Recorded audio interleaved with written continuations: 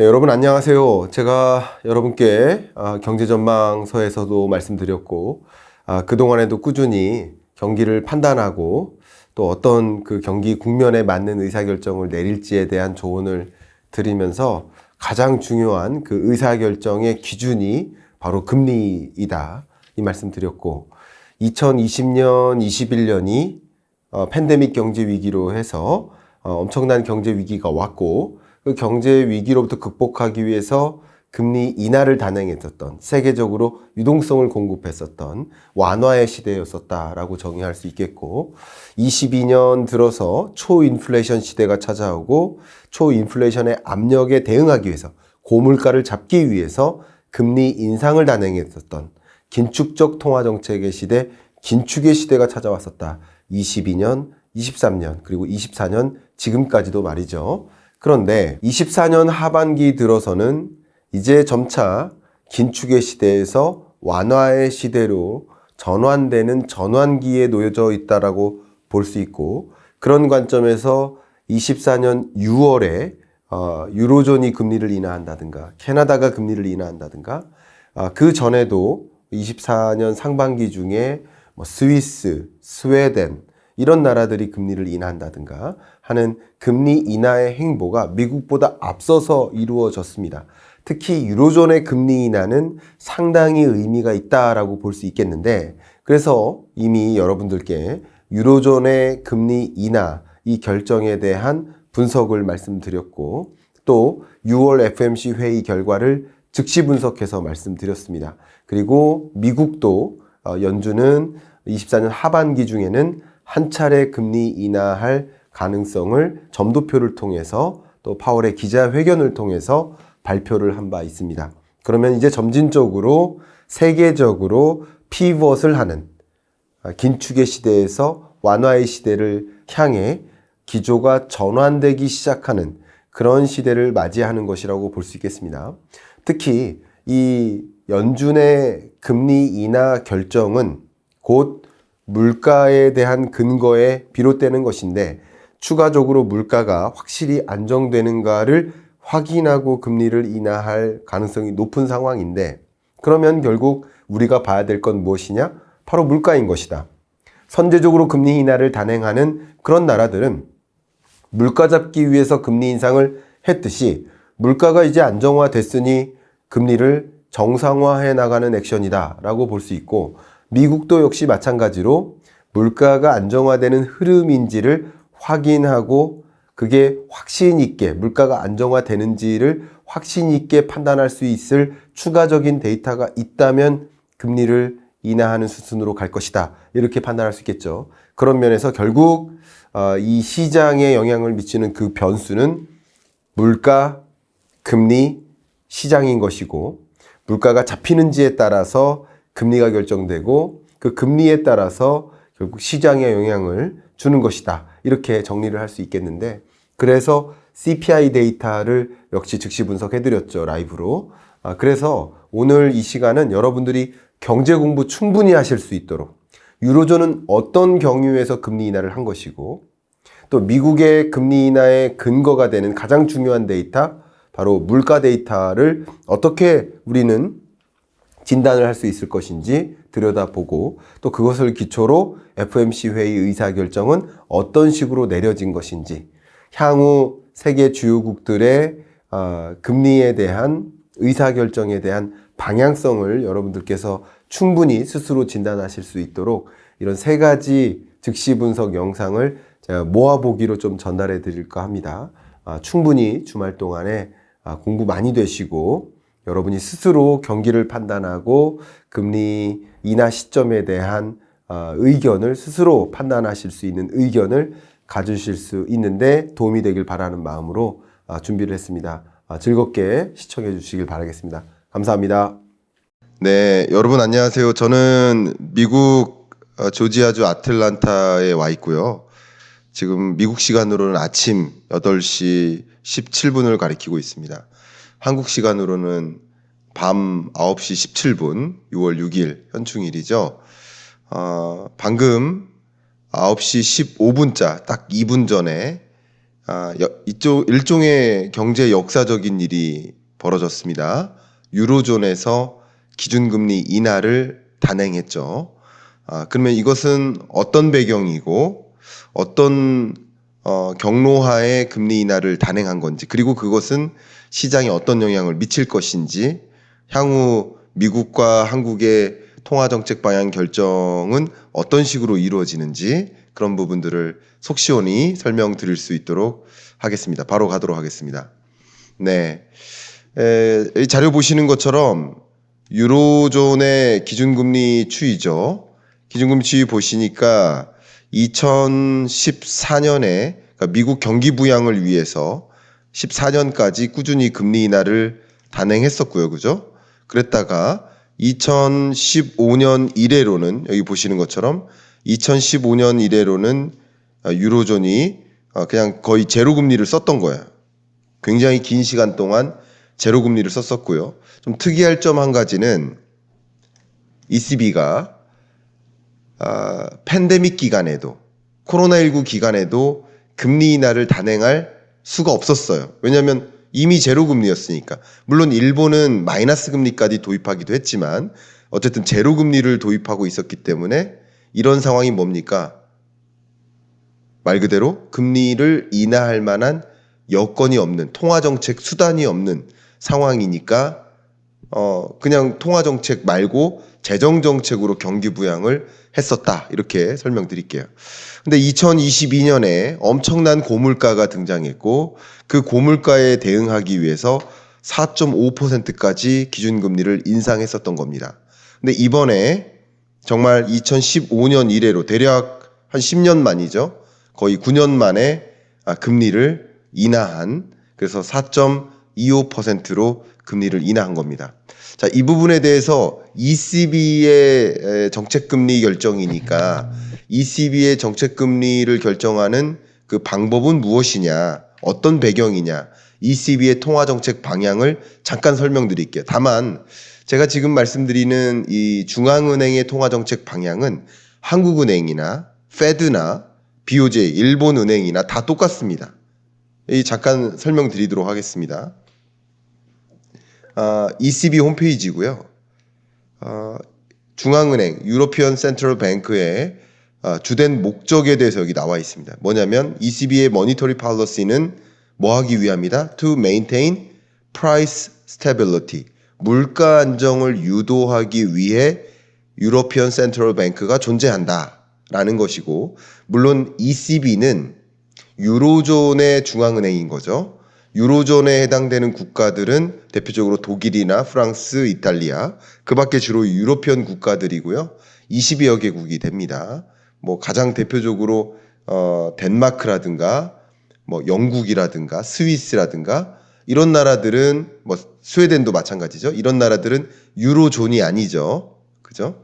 유로화를 쓰지 않는 나라니까. 그러니까 이 유로화를 쓰는 나라들 20개국의 중앙은행인데, 여기 말씀드린 것처럼 making sure that inflation 뭐 하기 위해서, 그냥 그 물가가 높은 수준이 아니라, 여기 보세요. make sure that inflation remains low, stable, predictable. 그러니까 물가가 낮은 수준으로 안정적으로 유지되도록 하는 게 유로피언 센트럴 뱅크, 중앙은행의 목적이다라고 했어요. 근데 유로존의 물가 안정을 위해서 노력한다고 했는데, 보시는 것처럼 22년 들어서 2%라는 목표 물가를 상회하는 정말 10%대의 고물가까지 치솟았습니다.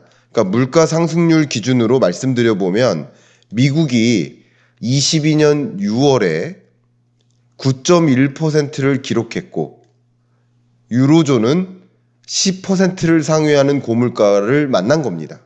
그러니까 이 고물가에 대응하기 위해서 대대적인 금리 인상을 단행했던 거죠. 그런데 중앙은행의 금리 인하는 언제입니까? 지금은 유로피언 국가들이 뭐 경제 위기 상황이니까, 경기가 너무나 안 좋으니까 급하게 서둘러 금리 인하하는 것이 아니라, 물가가 너무 높으니 금리 인상한 것이고, 물가가 이제 목표하는 수준 2%에 다다르면 다시 금리를 정상화하는 금리 정상화의 과정인 거예요. 그런데 그 목표 물가가 뭐예요? 2% 수준이니까 여기 자료 다시 보여드리겠습니다. 물가 상승률이 다시 2% 근처에 온 거예요. 그러니까 어떻게 하는 거예요? 금리를 정상화하는 거죠.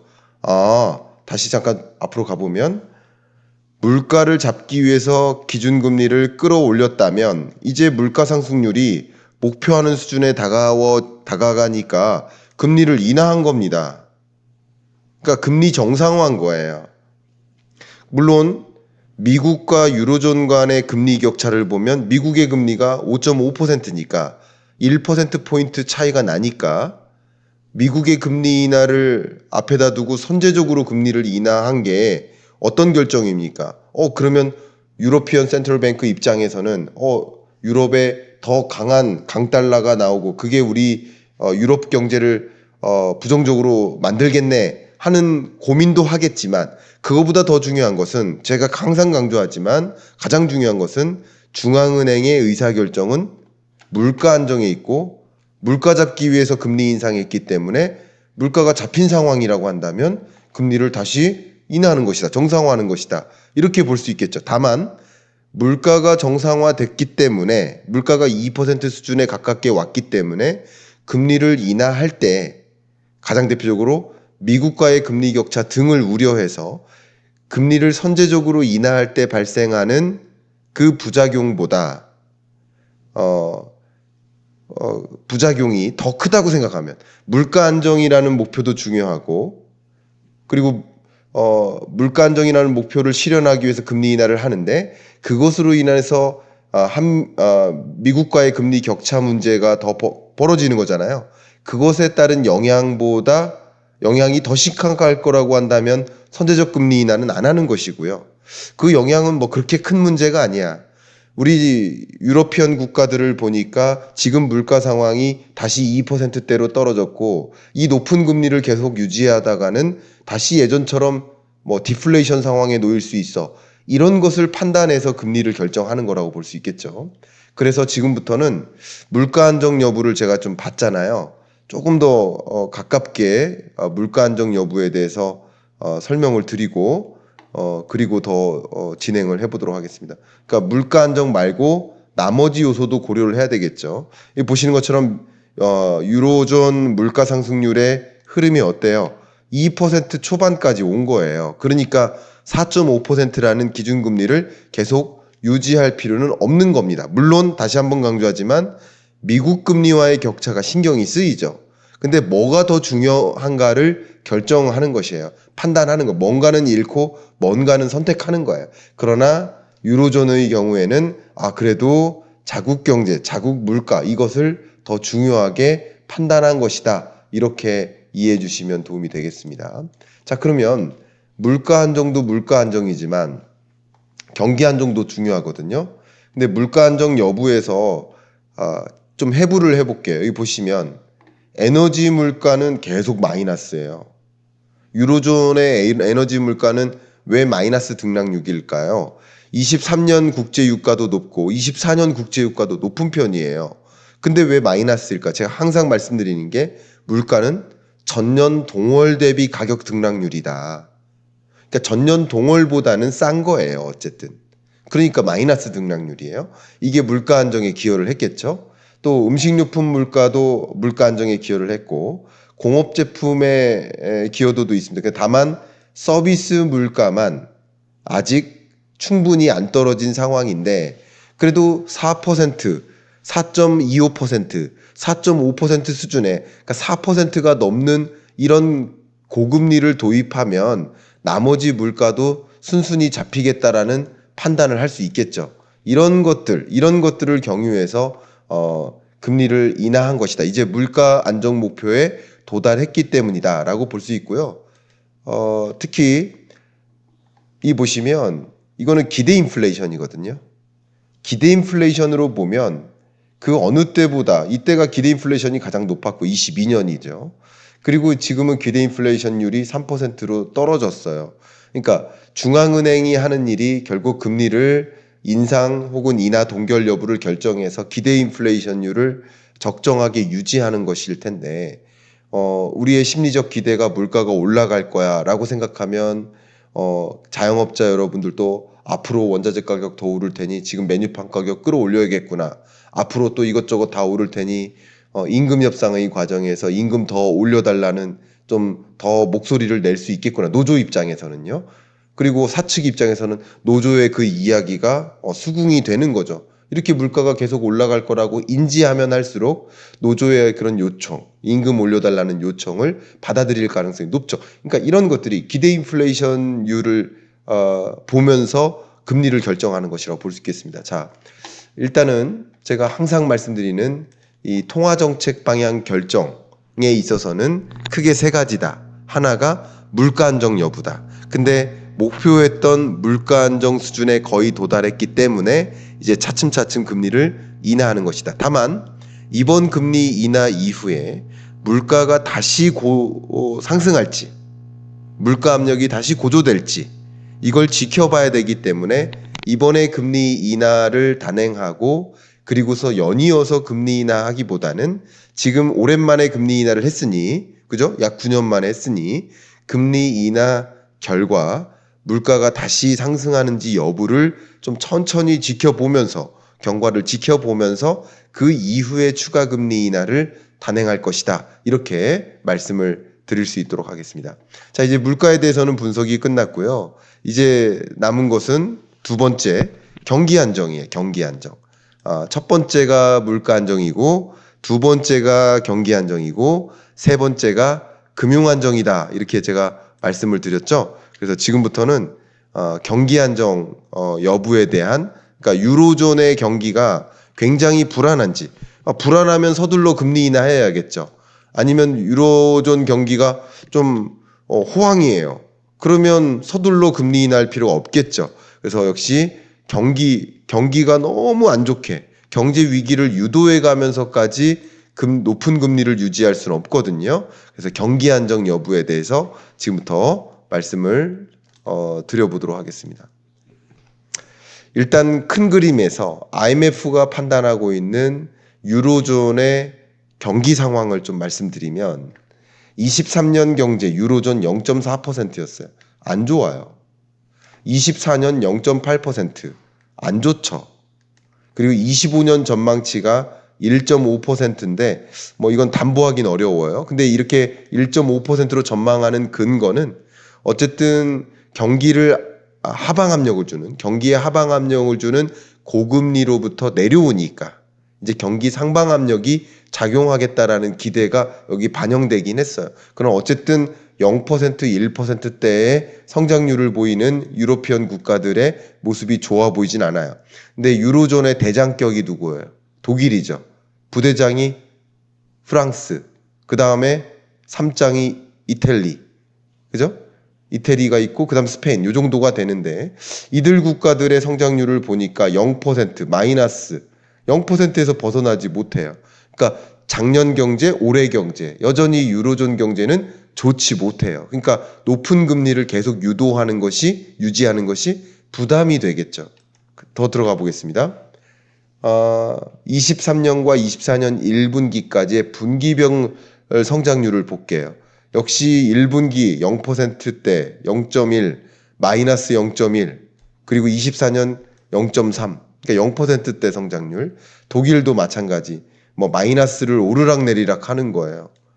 그리고 프랑스, 이탈리아, 스페인 다 0%대. 24년 1분기도 0%대. 그러니까 제자리 성장을 하는 거예요. 그러니 아무래도 경기 부양을 위해서는 이제 물가가 잡혔으니 경기 부양적 목적을 위해서 옛날에 제로금리를 도입했듯이 경기 부양을 위해서는 지금의 4%대 금리는 너무 높아. 경기 부양을 단행해야 되겠어 라는 생각을 하겠죠.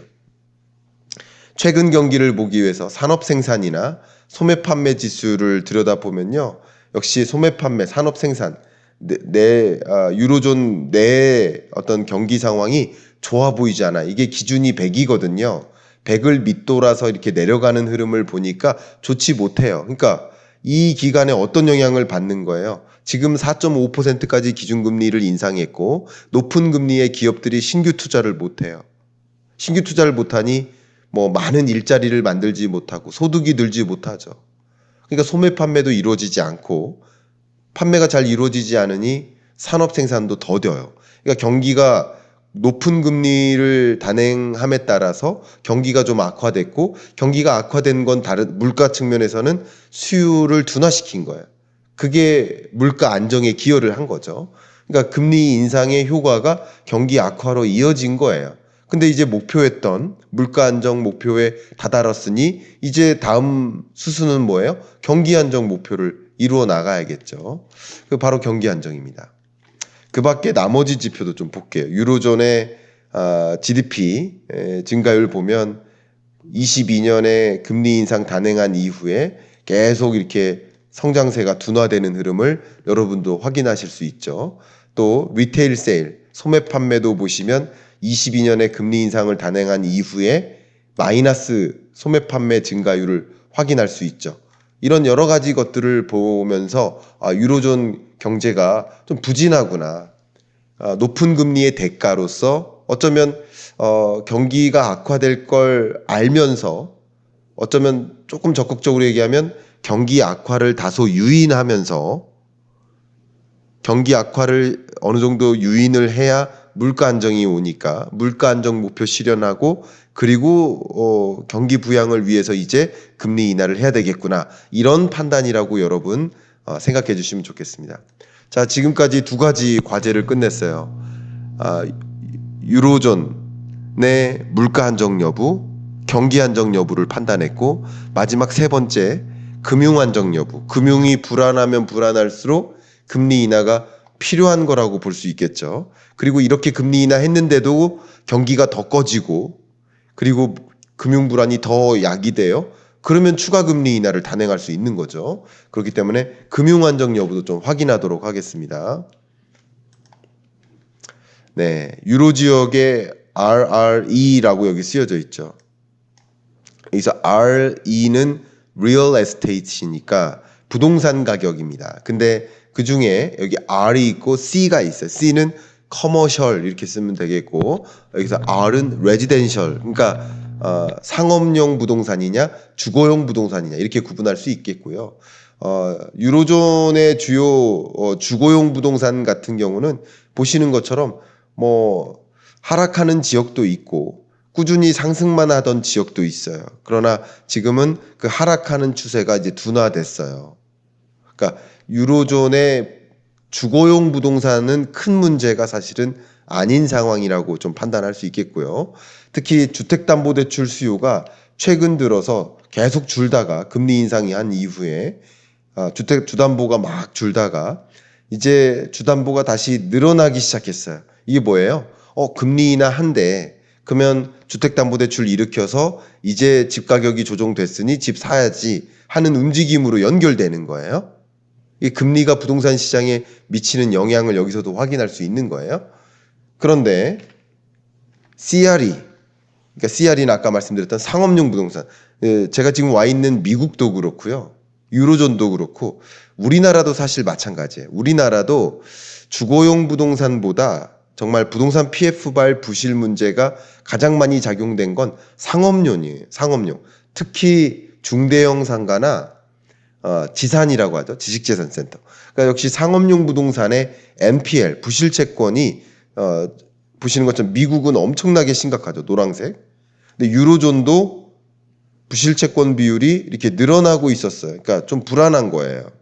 그리고 유로 지역 내 그 부문별 NPL을 보시면 특히 뭐 CRE, 다른 영역은 덜한데 노란색 CRE, 상업용 부동산의 부실채권 비율이 올라가는 현상을 확인할 수 있죠.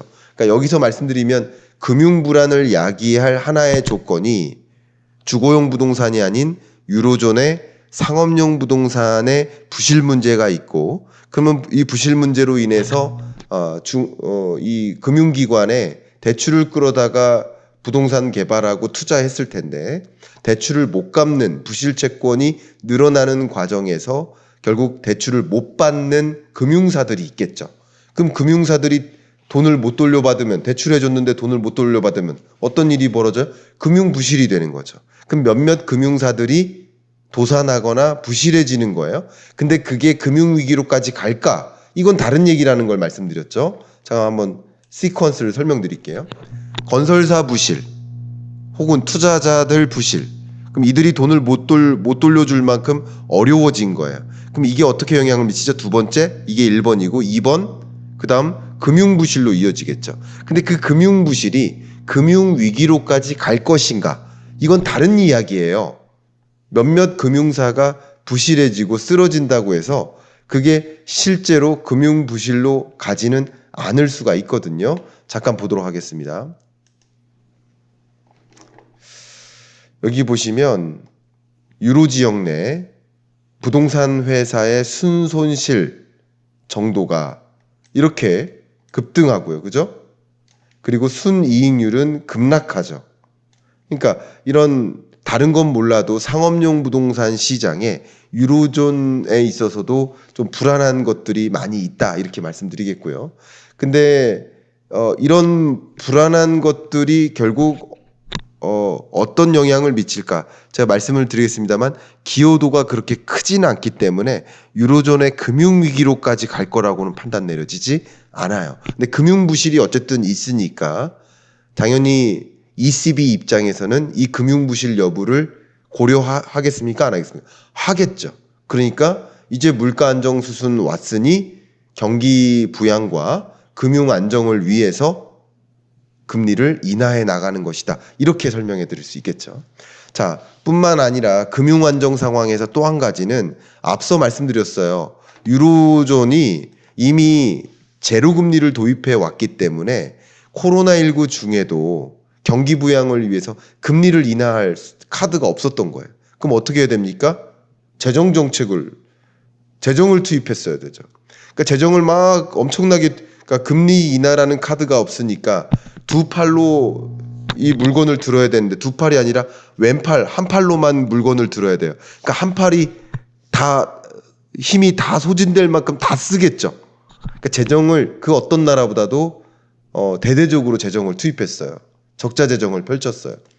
그러니까 2019년, 그러니까 코로나19 직전과 그리고 지금 25년 전망치를 비교해 봤을 때 유로존의 그 많은 국가들이 대부분 19년의 어떤 정부 부채 비율보다 GDP 대비 정부 부채가 얼마 정도 되나를 보여주는 게 정부 부채 비율이죠. 이게 19년보다 파란색 바보다 노란색이 대부분 위에 있죠. 이탈리아도 위에 있고, 그리고 여기 에스파냐, 프랑스, 뭐 벨기에, 뭐 정말 뭐 여기 독일, 정말 많은 나라들이 그 19년보다 25년이 더 올라 있죠. 그러니까 코로나19 이전보다 지금이 정부 부채 비율이 높아요. 그리고 여기 보시면 유로 지역 내 국채 발행 누적액을 보면 정말 많은 국채를 발행했었죠. 2020년에. 그리고 21년에도 역시, 그러니까 연간 누적액인 거예요. 그러니까 연말로 갈수록 당연히 쌓이죠. 그러니까 이렇게 국채를 엄청나게 발행해서 정부 부채를 떠안고 경기 부양을 위해 움직였으니 이게 결국 그 재정 건전성을 위협시키고 있고 높은 금리를 계속 유지하는 건 부담스럽겠죠. 그러니까 이런 여러 가지 이런 것들이 금융 불안을 만들 수 있거든요. 그러니까 이런 것들을 고려했을 때 ECB는 금리를 인하한 것이다. 이렇게 요약을 할 수 있겠네요. 자, 그러면 지금부터는 세계 주요국들의 통화정책 기조에 대해서 말씀드리고 미국과 한국의 통화정책 방향에 대해서도 의견을 드려볼 수 있도록 하겠습니다. 가장 중요한 부분이 되겠네요. 말씀을 드리겠습니다. 자, 마우스가 지금 잘 안 움직입니다. 네, 움직였습니다. 자, 지금 보시면 제가 제 얼굴을 잠깐 지우겠습니다. 여기 보시면 세계 주요국들의 기준금리 결정 추이를 보시면 영국은 5.25%인데 곧 금리를 인하할 것으로 그 포워드 가이던스를 던진 상태죠. 던진 상태입니다. 그리고 스웨덴은 이미 5월에 금리를 선제적 인하를 했고요. 체코도 5월에 선제적 금리 인하를 했습니다. 그리고 헝가리도 선제적 금리 인하 했고요. 유로존 오늘 금리 인하 했고요. 스위스도 오늘 금리 인하 했습니다. 그러니까 세계 주요국들이 미국보다 낮은 금리든 높은 금리든 운용하고 있는 금리가 높든 낮든 미국 신경 안 쓰고 선제적 금리 인하를 단행하는 모습을 확인할 수 있습니다. 그래서 제가 여러분께 말씀드리고 싶은 것은 그러면 선제적 금리 인하는 왜 하는 것인가? 미국보다 금리가 높아서 인하하는 것인가? 그게 아니에요. 미국보다 금리가 낮더라도 그리고 미국과의 금리 격차가 더 벌어짐에 따라 야기될 문제가 있다 하더라도 그 문제보다 자국 상황을 위해서 금리 인하하는 것이 더 우선이 되면 당연히 하는 거죠. 이해가시죠? 여기에 더불어서 말씀을 드린다면 캐나다도 이제 오늘 금리를 인하를 했죠. 캐나다도 인하했습니다. 미국보다 먼저. 그리고 유로존 했고 영국도 하면 소위 달러 인덱스를 구성하는 기축통화국들 선제적 금리 인하를 단행하는 모습인 겁니다. 그리고 이어서 설명드리겠습니다. IMF도 향후 세계 주요국들의 통화정책 기조가 미국도 인하하는 수순을 갖겠지만 유로존도 유로존대로 먼저 금리 인하를 단행할 것으로 판단했고 영국도 금리 인하를 단행하는 수순으로 생각하고 있습니다. 그리고 이거는 OECD예요. 이거는 IMF의 4월 전망이고요. 이것은 OECD의 5월 전망입니다. 한 일주일 전에 1, 2주 전에 발표된 거예요. 미국도 미국대로 금리 인하를 하지만 유로존도 유로존대로 금리 인하하고 보시면 영국, 캐나다, 호주, 한국도 금리 인하할 것으로 전망합니다. 그러니까 이런 금리 인하로 갈 것이다라는 전제하에 향후 경제를 전망하는 거죠. 물론 전제가 바뀌면 경제를 수정 전망하겠지만 그래서 제가 말씀드린다면 선제적 금리 인하 가능합니까? 라는 관점에서 지금 답변을 드리겠습니다. 선제적 금리 인하 가능합니까? 라는 질문을 던지는 이유는 한국과 미국 간의 금리 격차가 있으니 금리 인하 먼저 하기 어려워 이렇게 생각하시는 분들이 계세요. 근데 저는 그런 전제는 없다고 생각합니다. 물론 신경이 쓰이죠. 한미 기준금리 격차가 역사상 최대치로 벌어져 있으니 여기서 먼저 금리를 인하했다가 외국인 자금의 급격한 유출로 이어지고 그리고 그게 한국 주가도 좀 부정적인 영향을 준다든가 외환 시장 불안을 만들다든가 또 그게 추가적인 강달러를 만들어서 우리나라 입장에서는 수입 물가가 올라가고 그게 물가 잡는데 더 방해가 된다든가 여러 가지 것들을 우려할 수 있어요.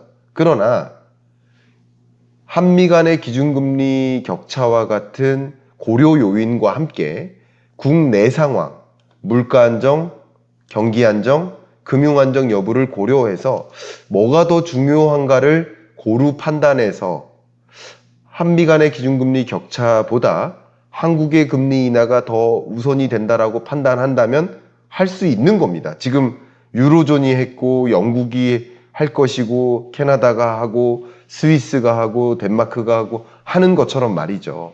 그렇게 의견을 드리도록 하겠습니다. 자, 그러면 한미 기준금리 격차에도 불구하고 향후 통화정책 방향 결정에 있어서 어떤 변화를 줄지 제가 말씀드린 것처럼 스위스도 금리 인하 이게 지금 뭐냐면요. 미국과 그 밖에 그 달러 인덱스를 결정하는 그 밖의 기축통화국들 이렇게 표현해 볼게요.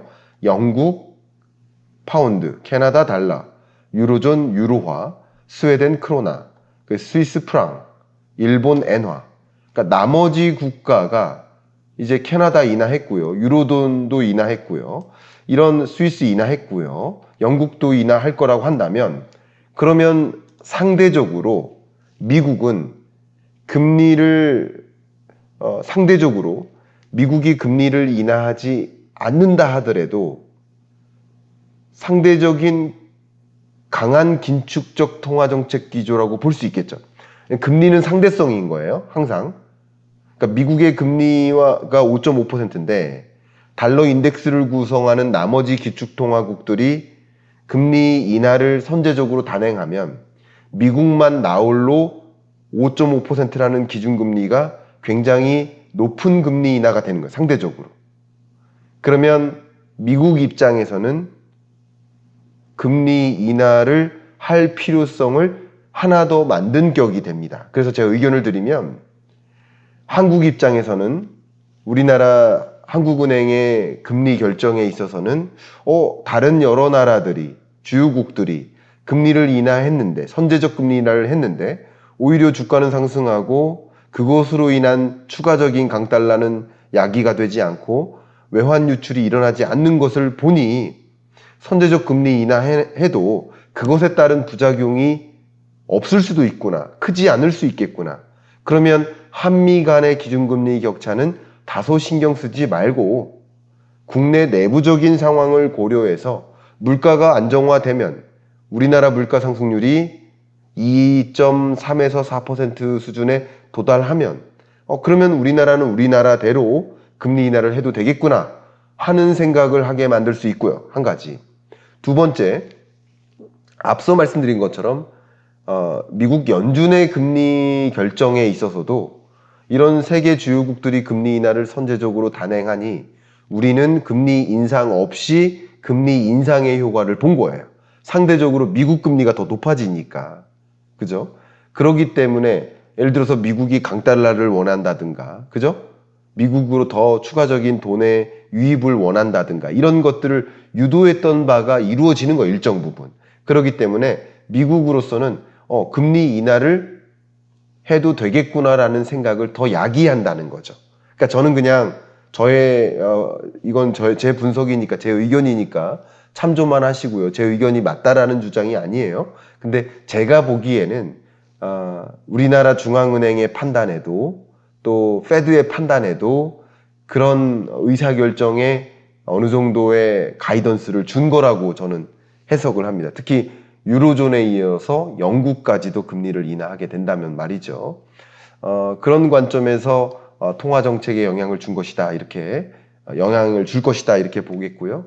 결국 다시 정리를 한다면 유로존의 금리 인하는 다른 여러 나라들의 금리 인하를 앞당기는 효과가 있을 것이고 그러면 실제 미국의 채권금리 하락에도 영향을 주고 그러면 미국의 금리 결정에도 영향을 주는 말 그대로 완화의 시대, 완화적 통화정책의 시대에서 시대로 그러니까 긴축의 시대, 긴축적 통화정책의 시대에서 완화의 시대, 완화적 통화정책의 시대로 점차 건너가는 피버팅이 이루어지는 구간이다. 그러니까 24년 지금 5월, 6월, 7월 정도는 피버팅의 시대 이렇게 좀 정리를 하면 좋겠고요. 그러니까 높은 금리에서 점차 중립금리를 향해 금리 인하를 단행하는 그런 시대라고 정의하면 도움이 될 것 같습니다. 물론 금리 인하를 단행한다 하더라도 낮은 금리의 시대로 넘어갈 거라고 판단하진 않아요. 그러니까 중립금리가 그래도 그 0%가 아니라 2% 수준이라고 판단해요. 그 부분은 차후에 제가 또 다른 영상을 통해서 분석을 해드리겠습니다만 그런 것들을 보면 이제 점차 완화의 시대로 건너가는 전환기겠구나 이렇게 생각해 주시면 좋겠습니다. 자, 녹화를 하고 있으니까 끝으로 제 홍보할 수 있는 기회를 주셨으면 좋겠습니다. 많은 분들이 좀 경제에 어떻게 입문했으면 좋겠습니까? 어떻게 경제 공부를 시작했으면 좋겠습니까? 하는 질문을 주실 때 제가 세상에서 가장 경제 입문서라고 설명드리죠. 15분 경제 특강 추천해 드리고 이번에는 국방부에서 진중문고에서도 이 책을 선정해 주셨어요. 그래서 여러분들이 경제에 쉽게 입문할 수 있는 계기가 됐으면 좋겠다 하는 의견이고요. 경제 입문은 나는 이미 마무리했다. 나는 경린이가 아니다. 그리고 이 책을 나는 읽었다 하시는 분은 경제 전망서를 보시면서 향후 경제가 어떻게 흘러갈 것인지를 들여다볼 수 있는 계기가 됐으면 좋겠습니다. 제가 24년 경제전망서에다가는 미국도 24년 연말에는 금리 인하를 단행할 것이다. 그리고 세계적으로 이 긴축의 시대에서 완화의 시대로 점차 전환되는 전환기가 바로 24년 하반기다 라고 이미 집필할 때 표현해 놓은 바 있습니다. 이런 부분도 좀 참조가 됐으면 좋겠고, 그런 금리의 향방이 결과적으로 중력처럼 작용해서 자산시장의 변화, 돈의 이동을 만들기 때문에 이런 거시경제의 흐름을 충분히 이해하고 그에 걸맞는 합리적인 의사결정, 다양한 의사결정을 내리시기를 바라는 마음으로 이만 녹화 마무리하겠습니다. 감사합니다. 네, 여러분 안녕하세요. 벌써 날씨가 많이 더워졌네요. 방금 미국 CPI 물가 데이터가 나왔고요. 라이브 중에 이 데이터를 즉시 분석해서 여러분께 설명드리는 시간을 가져보도록 하겠습니다.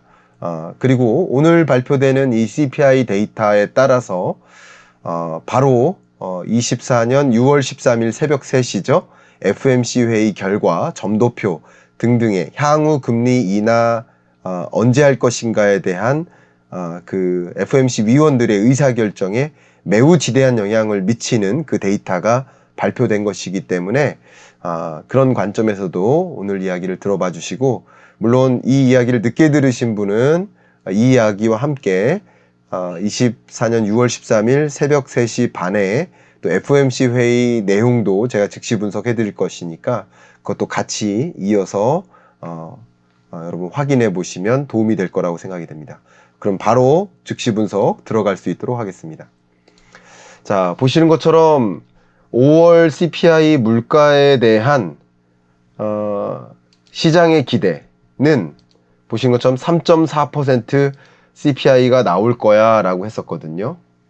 근데 보시는 것처럼 시장의 기대를 충족하는 그걸 밑도는 3.3%가 나왔어요. 그리고 전월보다도 떨어졌기 때문에, 그죠? 전전월보다도 떨어졌기 때문에 그러니까 기존 물가 추이보다도 떨어졌고 시장의 기대치보다도 떨어져 있으니까 시장은 상당히 환호할 것이다 라고 보고 있습니다. 두 번째, 근원 물가가 더 중요한데요. 근원 CPI 데이터가 3.5%를 시장에서는 기대했었거든요. 그런데 그거를 밑도는 3.4%가 발표됐고, 전월에 발표됐었던 근원 CPI가 3.6%였는데 그거보다도 0.2%포인트나 떨어졌기 때문에 근원 물가 상승률이 상당히 많이 떨어졌구나 라는 것을 보면서 시장에서는 좀 환호할 거라고 보고 있고요. 미리 말씀드린다면 지금부터 아마 뭐 9월 금리 인하론, 뭐 7월 금리 인하론, 이게 좀 강하게 부상할 수 있겠다. 시장의 기대는 그러할 것이다 라고 좀 분석을 해볼 수 있을 것 같습니다. 조금 더 깊게 분석을 해본다면 제가 이 기여도 데이터를 분석하느라고 좀 시간이 걸렸습니다만 여기 보시는 것처럼 노란색이 식료품을 가리킵니다. 그리고 갈색이 에너지 가격을 가리킵니다. 근데 그 식료품과 에너지를 제외한, 두 가지를 제외한 물가 상승률이 뭐예요? 근원 물가예요.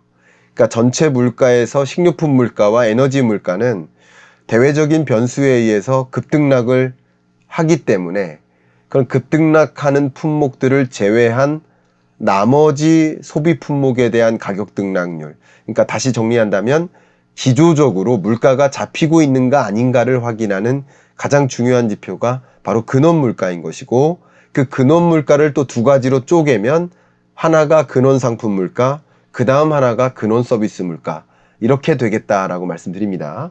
근데 보시는 것처럼 식료품 물가는 과거 정점을 찍었을 때에 비하면 상당히 많이 떨어져 있고요. 그리고 에너지 물가 같은 경우도 과거 정점과 비교하면 그 기여도가 0.3%포인트 수준이니까 상당히 많이 떨어져 있다, 이렇게 생각을 합니다. 그리고 근원 상품 물가가 또 중요할 수 있는데, 근원 물가는 근원 상품과 근원 서비스로 구분되죠. 근데 근원 상품 물가의 기여도가 마이너스 0.1, 마이너스 0.2, 마이너스 0.3. 그러니까 근원 상품 물가는 23년 5월보다 24년 5월에 가격이 더 싼 겁니다. 마이너스 0.3%니까. 이제 가장 중요한 게 근원 서비스 물가인데, 여전히 근원 서비스 물가는 3.2%포인트 수준으로부터 떨어지지는 않고 있는 모습이에요. 그러면 결과적으로 뭐만 잡히면 돼요? 근원 서비스 물가만 잡히면 돼요. 나머지는 상당히 많이 떨어진 겁니다. 그럼 근원 서비스 물가가 어떻게 구성되느냐? 역시 분석을 들어가 보겠습니다. 정말 여러 아이템들이 있어요. 근데 그 모든 아이템에 대한 물가 상승률이 있고요. 거기서 식료품과 에너지를 제외한 all items, 여기 보시면 all items, 저를 얼굴을 잠깐 지우면 전체를 보실 수 있습니다. 좀 더 크죠? all items less food and energy, 이게 바로 근원 물가의 개념이에요. 그리고 근원 물가는 근원 상품 물가와 근원 서비스 물가로 구성된다, 이렇게 되셨죠? 그 근원 서비스 물가에서 보시면 기여도가 가장 큰 게 쉘터 영역이에요. 쉘터. 그죠? 굉장히 큽니다. 그러니까 이 쉘터 영역에 해당하는 주거비가 안정이 되면 상당히 근원 물가 상승률이 잡힐 것이다라고 판단하시면 도움이 됩니다. 근데 그 쉘터 보시면 이렇게 보여드릴게요. 쉘터를 보시면 일단 말씀드린다면 주거비가 떨어지진 않아요. 전년보다 오르는 거예요. 다만 오르는 상승세가 둔화되는 것 뿐이죠. 그죠? 자, 그 상승률, 이거는 주거비를 지수화해서 표현을 한 거고요. 이거 하느라고 제가 시간이 좀 걸렸는데, 주거비 상승률을 보는 겁니다. 그러니까 주거비는 계속 상승하는 거예요. 보세요. 이게 상승률이니까 상승률이 0 이상이잖아요. 내내 0 이상이면 매년 주거비는 상승하는 거예요. 주거비가 떨어지진 않아요. 주거비는 상승하지만 상승률이 떨어지는 거죠. 보시는 것처럼 주거비 상승률이 8.2%까지 치솟았다가 지금 5.4%로까지 떨어진 겁니다. 그러니까 전월 주거비 상승률이 5.5%였는데 이게 5.4%로 떨어졌어요. 근데 제가 그동안 물가 상승률이 목표하는 2% 수준에 거의 부합하는 구간이 어느 지점이라고 말씀드렸어요? 주거비 상승률이 5.0%에 도달하는 지점.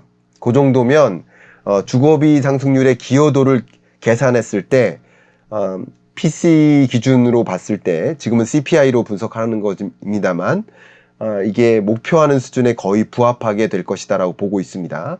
그래서 이게 이제 5.5에서 5.4로 떨어졌는데 다음 달, 그 다음 달 혹은 그 다음 달 정도에 5.0%에 근접하게까지 떨어진다면, 그러면 근원 물가 상승률, 근원 서비스 물가의 기여도가 지금은 3.22%인데 3.0이라든가 2.989% 포인트 이 정도를 기록하는 지점에 물가가 거의 목표하는 수준에 가까워진다, 이렇게 설명을 드리겠습니다.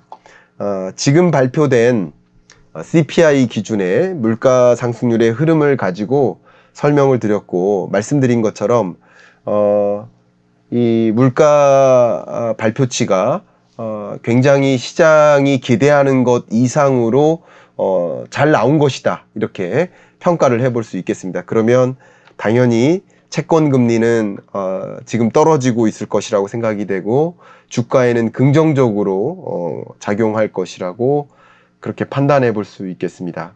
자, 그러면 지금 CPI 데이터를 분석했습니다만 그 밖의 물가 지표를 보면서 미국의 물가 안정 수준을 좀 판단해 보는 시간을 가져보도록 하겠습니다. 물가 안정 여부, 경기 안정 여부를 진단을 잠깐 해보도록 하겠습니다. 가볍게만 진단해 보겠습니다.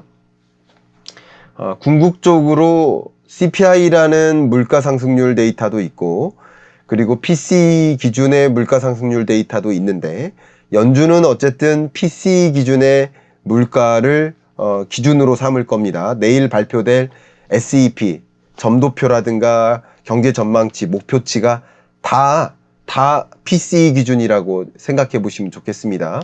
그런데 PCE 데이터는 언제 나와요? 6월 말일 날 나와요. 6월 마지막 금요일 날 발표됩니다. 그리고 오늘은 뭐가 발표된 거예요? CPI가 발표된 거예요. 근데 이 CPI가 전체를 더 디테일하게 미국 물가 상황을 진단하지는 못하고 PCE가 더 정밀하게 진단해내는 경향이 있습니다. 그러나 이 CPI가 한 2주 정도 먼저 발표되기 때문에 통상 CPI가 떨어지면 또 근원 CPI가 떨어지면 그게 PCE가 떨어질 것이다. 근원 PCE가 좀 떨어지는데 기여할 것이다 라고 생각하게 만들어요. 그러니까 연준 위원들로서는 이 데이터를 보고 내일 금리 인하 여부 혹은 언제 금리 인하할 것인가 뭐 이런 가이던스를 던지는 데 있어서 6월 FOMC 회의 때 가이던스를 던질 수도 있겠구나 하는 생각은 듭니다. 지금 이 데이터는 조금 긍정적으로 나온 거라고 볼 수 있겠습니다. 근데 제가 지금 보여드리려는 것은 뭐예요? PCE 기준이에요. PCE 기준으로는 지금 2.7% 수준을 기록하고 있고요. 그죠? 그리고 근원 PCE 기준으로는 2.8% 수준을 기록하고 있습니다. 결론적으로 말씀드리면 금리 인하 언제 합니까? 라는 질문을 그대로 바꿔 얘기하면 이 근원 PCE 2.8%가 2.34%를 기록하는 것을 목격하고 인하할 것이다. 이렇게 답변을 드릴게요. 근데 왜 2.34%인가? 여러분께 말씀드리면 제가 여기서 예를 들어서 20m 달리기를 해요. 그 20m 달리기 할 때 앞에 목적지가 뭐예요? 벽이에요, 벽. 그러면 그냥 20m 동안 온 힘을 다해 다 달립니까? 아니면 벽 앞에 예를 들어 1m를 남겨놓고 속도를 좀 조절해서 벽에 안 부딪히게 합니까? 바로 그거죠. 그러니까 예를 들어서 2.3%가 아니라 2%에 다다른 것을 다 확인하고 금리를 인하했다가는 그러면 그 다음 달 또 PC 물가 상승률은 예를 들어서 1.8%를 기록할 수 있거든요. 역시 1.8%도 연준이 목표하는 물가와 벗어난 거예요. 2%를 넘어도 안 되고 2%를 밑돌아도 안 돼요. 그러니까 계속 2% 수준에서 물가 상승률이 맴돌도록 유도하는 것이 통화 정책이기 때문에 그래서 그래도 2.34% 정도 되면 금리 인하할 수 있다 이렇게 판단하시면 도움이 되겠죠. 그래서 제가 지금 CPI 데이터를 가지고 모델을 돌렸어요. 봤더니 지금 쉘터, 주거비라든가 근원 서비스 물가 상승률, 근원 상품 물가 상승률 이런 것들이 PC를 추정하는 데 도움이 됩니다. 그래서 추정을 해보면 말씀드린 대로 그동안에 제가 말씀드렸던 대로 7월과 8월 좀 늦어지면 9월 그러니까 8월 정도에 발표되는 7월 PCE 물가 상승률이 2.5%를 밑돌 수 있겠다 하는 기대를 합니다. 지금 현재 이 기대는. 그러니까 7월 근원 PCE 물가 상승률이 2.5%를 밑돌 것으로 보고 그 데이터는 8월에 발표되고 그러면 9월 FOMC 회의 때 실제 금리 인하를 단행할 수 있겠다라고 생각을 합니다. 오늘 PCE 결과를 가지고 PCE를 계산을 해보면 그렇습니다. 예, 그렇게 의견을 드리고 아직까지는 보시는 것처럼 미국의 기대 인플레이션율이 충분히 잡힌 상황은 아니에요. 최근에 1년 기대치가 2.9%, 2년 기대치가 2.7%로 반등했습니다. 그래서 여전히 물가가 안 잡혔다라는 표현은 FOMC 회의 때 할 거라고 생각합니다. 성명서에 담길 거라고 봅니다. 그래야만 추가적으로 물가 안정화의 진전을 기대할 수 있기 때문에 여전히 높은 금리가 필요하다. 금리 인하는 아직 이르다라는 표현을 분명히 FOMC 회의, 6월 FOMC 회의 때 할 거라고 생각합니다만 그러나 이런 흐름을 보면 아마도 언제쯤 물가가 잡히겠지 하는 물가 상승률 전망치가 페드한테 있기 때문에 그것에 기초해서 연내에 어느 수준으로 금리 인하할 건지에 대한 가이던스를 발표할 것으로 생각하고 있습니다. 특히 미국 물가 상황을 판단할 때 한 가지 더 중요한 것은 아까 주거비를 말씀드렸는데 주거비 외에도 근원 서비스 물가가 안 잡히는 굉장히 중요한 이유는 뭐다? 바로 인건비 상승률이다 라고 말씀드렸었어요. 고용시장이 너무나 탄탄하다 보니까 임금 상승률, 시간당 임금 상승률이 사실 잘 안 떨어지고 있습니다. 보시는 것처럼 제가 지난주에 미국에 있을 때 미국 고용지표 발표될 때 즉시 분석해 드렸었던 그 내용의 일부인데요.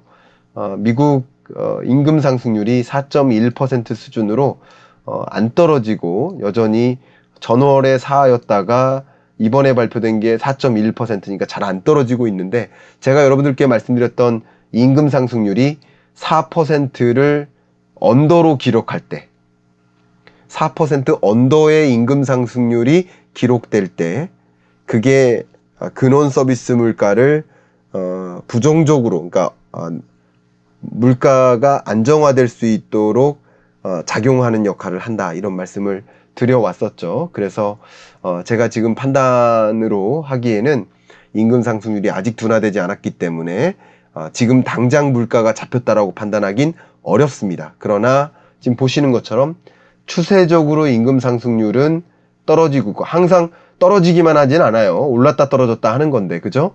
하는데 이 임금 상승률이 추세적으로 제가 지난주에 분석한 게 고용지표 분석인데 고용지표 분석을 해보면 그러니까 이번에 발표된 6월에 발표된 고용지표는 조금 혼조세를 보였지만 추세적으로는 하락하는 모습이 분명히 등장하죠. 그런 것을 본다면 미국 물가 상황의 진단을 기초로 말씀드린다면 앞에 말씀드렸던 대로 7월 PC 물가 상승률은 2.5% 언더로 기록될 것이다. 그렇게 보고 있습니다. 다만 이런 것들이 충분히 물가 안정화에 기여를 한다라고 판단하기 좀 이른 데이터들이 있습니다. 바로 미국 경기 상황이에요. 보시면 미국 경기 상황이 굉장히 견조하게 나홀로 강한 성장을 보이는 그런 미국 경제가 1분기 들어서 1.3%로 내려왔거든요.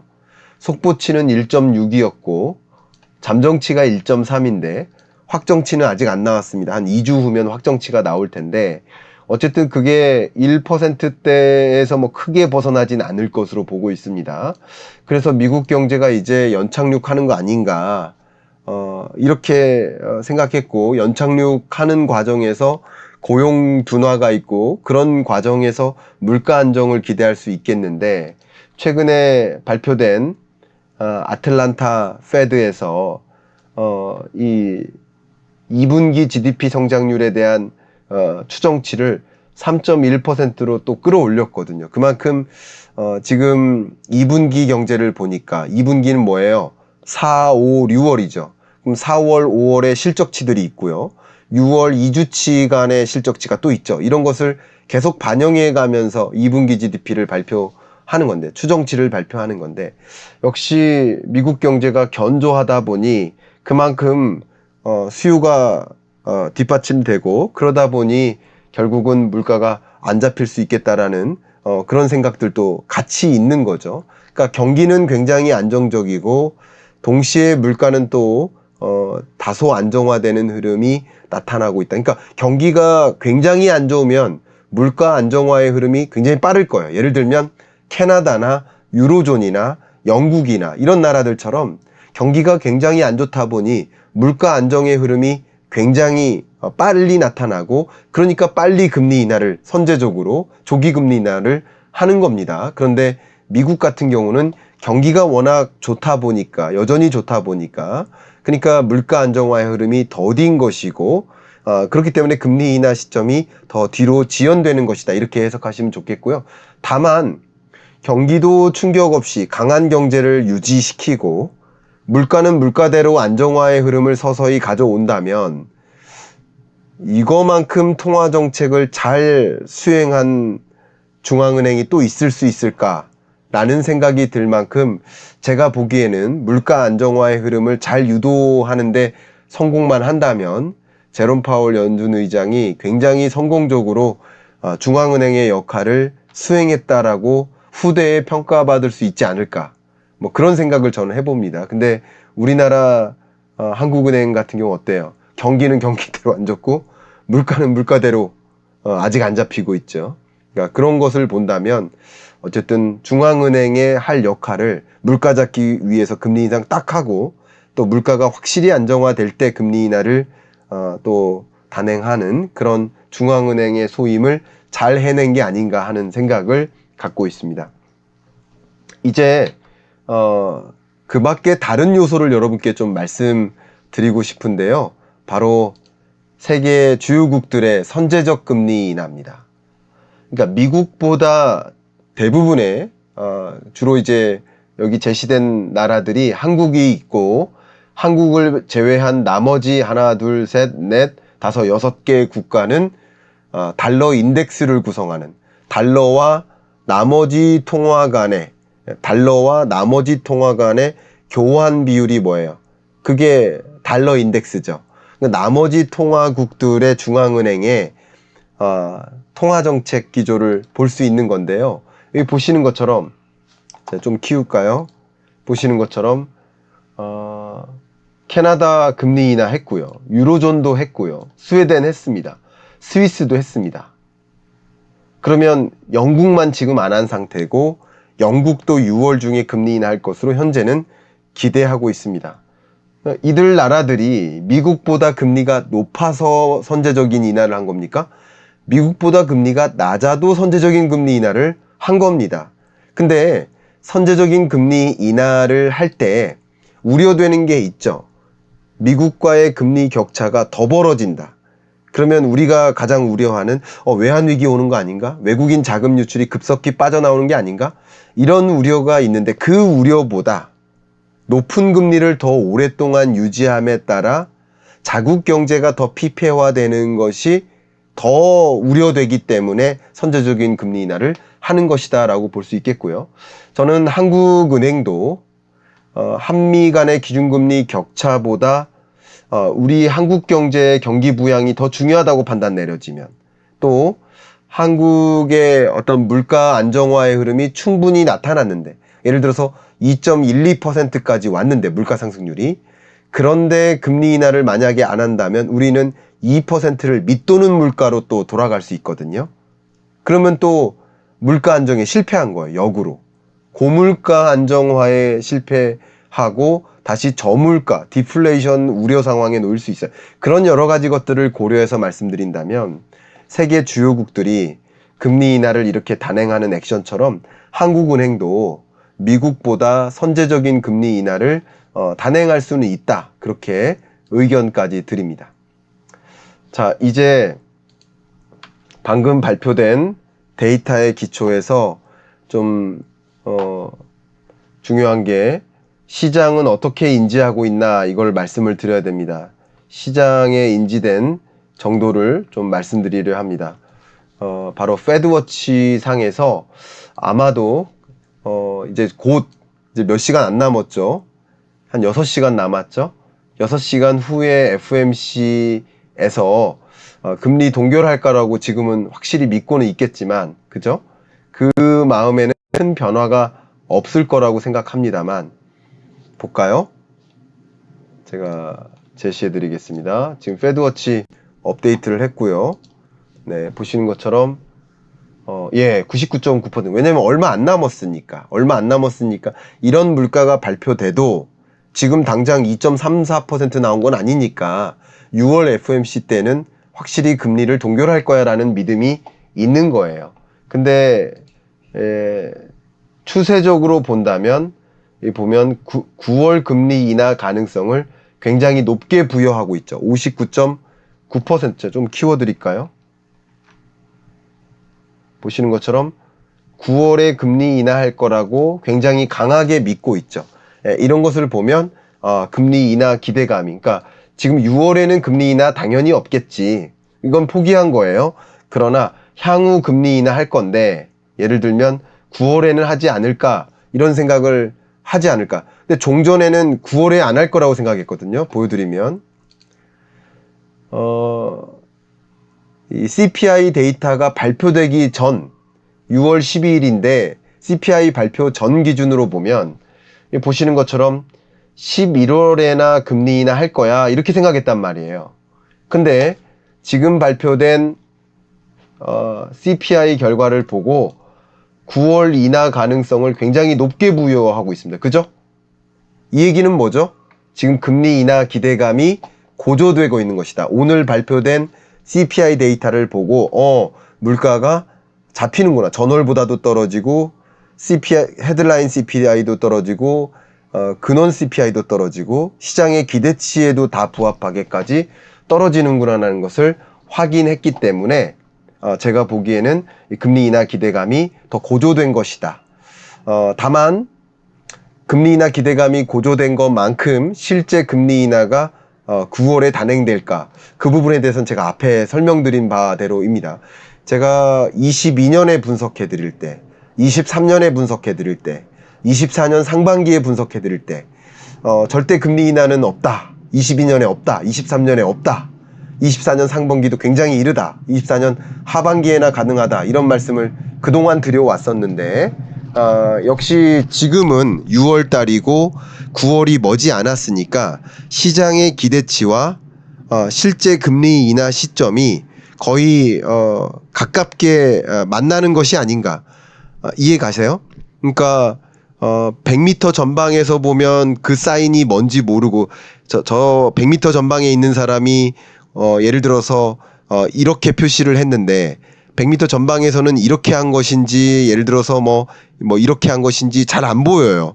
근데 거의 근접해서 가까이 가다 보니까 100m 전방에서 얘기했었던 그 사람이 이제 10m 앞에 남았으니까 정확히 이렇게 표현하고 있다는 것을 알 수 있죠. 마치 이런 것처럼 실제 금리 인하 시점에 대한 판단과 시장의 기대가 이제 거의 맞물려 가는 게 아닌가라고 생각하고 저는 지금으로서는 시장의 기대와 저의 금리 인하 시점에 대한 분석이 거의 현재로서는 일치한다. 9월이다라고 저의 의견을 그대로 말씀드리겠습니다. 그동안 이걸 뺄게요.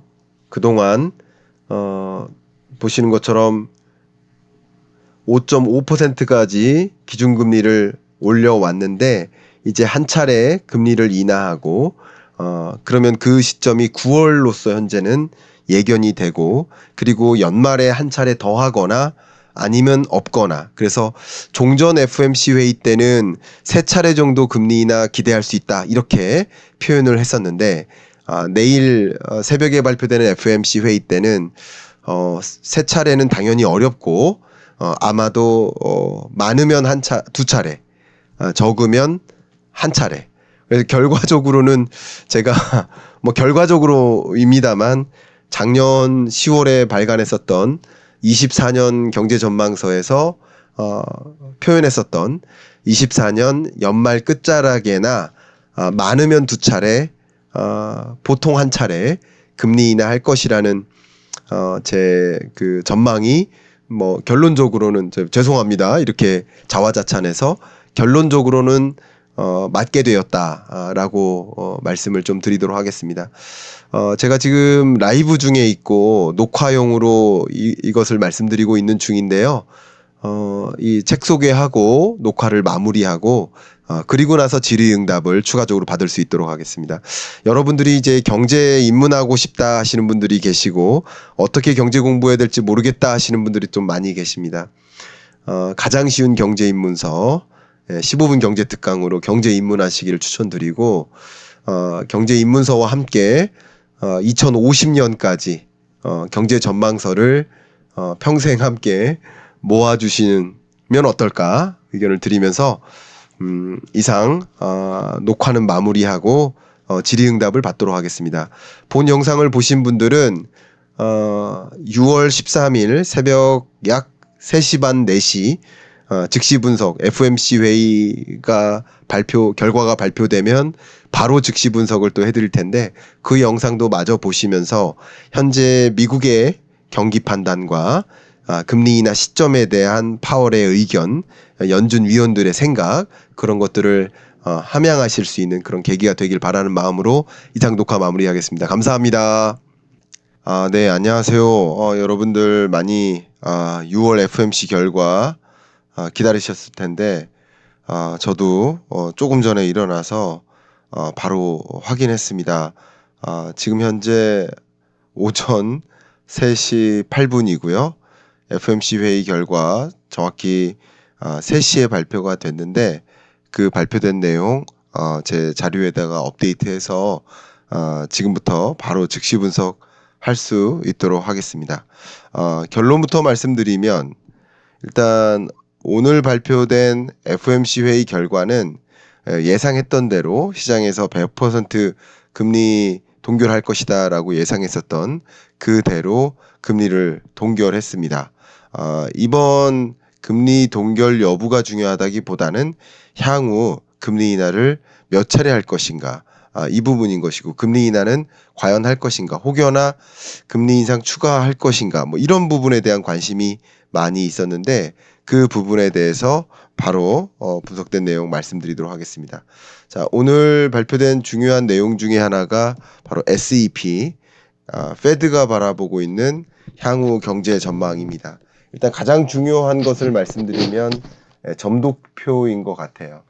보시는 것처럼 점도표상에서 FOMC 위원들은 금리 인하를 얼마만큼 할 것으로 생각하느냐, 결론적으로 말씀드리면 1회 금리 인하로 그칠 것이다 라고 예상하고 있습니다.